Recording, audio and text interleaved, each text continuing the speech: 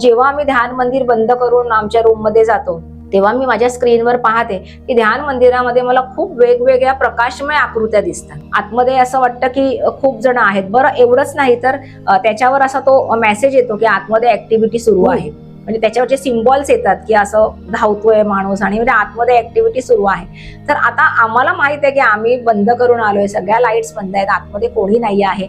आता आम्ही जर भ्रमात असू ठीक आहे, पण हा कॅमेरा हे इन्स्ट्रुमेंट सांगतंय की आतमध्ये कोणीतरी आहे आणि आतमध्ये हालचाल सुरू आहे. बरं माझ्या दरवाजामध्ये नेहमीच मला तो सिम्बॉल दिसतो दारातल्या कॅमेऱ्यामध्ये की इथे कोणीतरी आहे.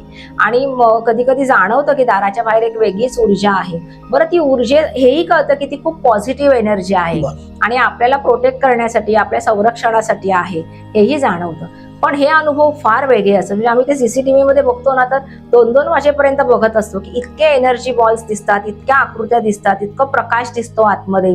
आणि असं वाटतं की कसं शक्य आहे, आपण हे सगळं कसं पाहू शकतोय. बरं मीच नाही तर माझ्याबरोबर सगळे साधक पाहत आहेत. तो इन्स्ट्रुमेंट कॅमेरा पण आपल्याला दाखवतोय की आतमध्ये हालचाल चालली आहे. असं खूप आश्चर्यकारक वाटतं.